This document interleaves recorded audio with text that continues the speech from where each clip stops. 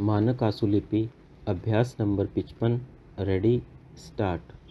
अध्यक्ष महोदय, प्रारंभ में केंद्रीय मंत्रिमंडल में कुछ भी मतभेद रहा हो, परंतु यह खुशी की बात है कि उसने शिक्षा के मामले में एक राष्ट्रीय नीति स्वीकार कर ली है।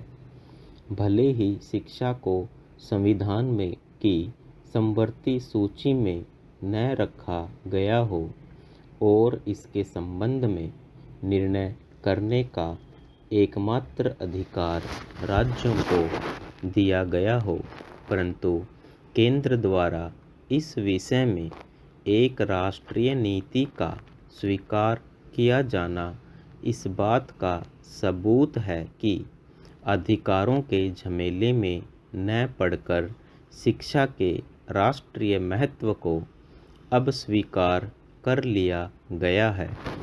वैसे इसमें कोई शक भी नहीं कि राष्ट्र के समुचित विकास एवं निर्माण में शिक्षा का जो स्थान है, उसकी दृष्टि से उस विषय में एक राष्ट्रीय नीति अपनाकर देर से अनुभव किए जा रहे एक अभाव की पूर्ति की गई है।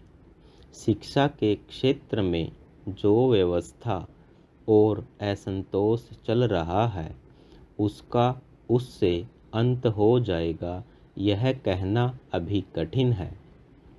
यह सत्य है कि नीति संबंधी जो योजना केंद्रीय शिक्षा मंत्रालय ने बनाई, वह कोठारी आयोग की सिफारिशों तथा उस पर संसदीय समिति के निर्णयों पर सर्वाधिक आधारित है।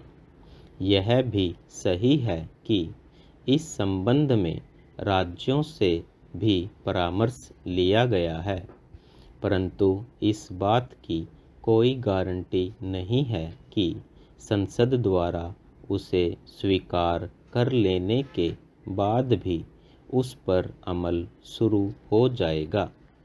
यह बात राज्यों पर आधारित है और यह किसी से छुपा नहीं कि कुछ राज्य सरकारों का शिक्षा के विभिन्न मुद्दों पर कुछ न कुछ मतभेद हमेशा रहा है। ऐसी सूरत में शिक्षा विषयक मुद्दों की घोषणा के बाद भी उस पर अमल की गारंटी तभी संभव हो सकती है जब शिक्षा केवल राज्यों का विषय न होकर केंद्र का भी विषय होता तथा केंद्र का उस पर पूरा नियंत्रण होता। मेरे विचार में इसके लिए अगर आवश्यकता पड़े तो संविधान में परिवर्तन करना चाहिए, ताकि शिक्षा के साथ और अधिक खिलवाड़ न हो सके। अब तो संसद सदस्यों को विभिन्न दलों की संसदीय समिति का बल भी प्राप्त है। ऐसी हालत में इस परिवर्तन में कोई भी फेरबदल नहीं हो सकता। अब तक केंद्र और राज्यों की ओर से शिक्षा पर काफ़ी व्यय किया गया है, लेकिन इसके विशेष लाभ नहीं हो रहा, क्योंकि शिक्षा में दोहरी व्यवस्था चल रही है। कई कार्यक्रम जो केंद्र में हैं, वे राज्यों में नहीं, और जो राज्यों में हैं, उन्हें केंद्र स्वीकार करने से हिचकिचाता है। ऐसी दिशा में शिक्षा के संबंध में कोई राष्ट्रीय नीति स्वीकार करना निहायत जरूरी है। यह केवल केंद्र ही कर सकता है। मेरा निवेदन यह है कि इसे जल्दी से जल्दी किया जाए। इसके लिए केंद्र सरकार को यह देखना होगा कि कुल मिलाकर देश की आर्थिक स्थिति कैसी है।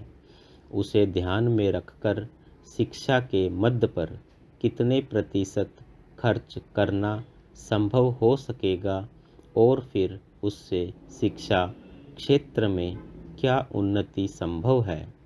अगर हो सके तो इसके लिए एक निश्चित न्यूनतम अवधि निर्धारित कर दी जाए।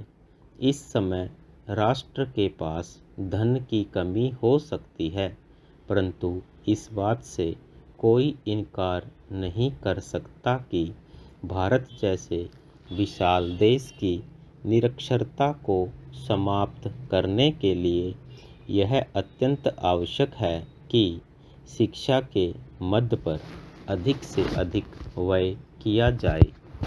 क्रांति के बाद रूस में इस मद पर बहुत व्यय किया गया था और आज भी वह राष्ट्रीय आय का एक उल्लेखनीय भाग इसमें लगा रहा है।